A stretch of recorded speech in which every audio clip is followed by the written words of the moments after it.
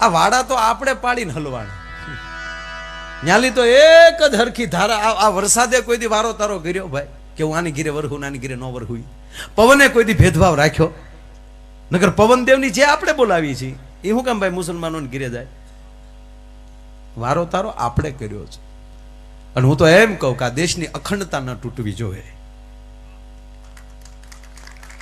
હું તમે એટલા ભાગશાળી છીએ સાહેબ. આપણે ભારતીય છીએ, હિન્દુસ્તાની છીએ, એ વાત 100%ની. પણ મજા એ છે, અમે તમે ઘણા બધા દેશોમાં ગયા છો ખબર નહીં, પણ અમે તો પરદેશોમાં ખૂબ આ ભગવાનની દયાથી ભાઈ કીર્તિભાઈની હમણાં જ અમે કેન્યા આવ્યા હતા. ઘણા બધા દેશોમાં જાય, પણ આપણા દેશ જેવી લહેર ક્યાંય નથી હો.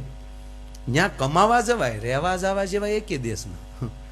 ત્યાં કોઈ હું વાટ જોવે કે મમ્મી આવે પછી જમવા બેસીએ, મારો રામ રામ કરો, હો ને મોકે હો ખાઈ લે. ત્યાં ભાઈ આવે પછી જમીએ. ના રે ના, એ બધું ટાઢું પીડ્યું હોય ફ્રીજમાં ઊનું કરીને આપે આપણને, ગપ દીને આવી જાઓ ખાઓ. કારણ કે ત્યાં ટાઈમ જ નથી કોઈ. અને હું તો એમ કહું કે તમારા પરિવારથી તમને વિખોટા પાડે એવી સંપત્તિ જિંદગીમાં ભગવાન પાસે ન માગતા ભલા માણસ.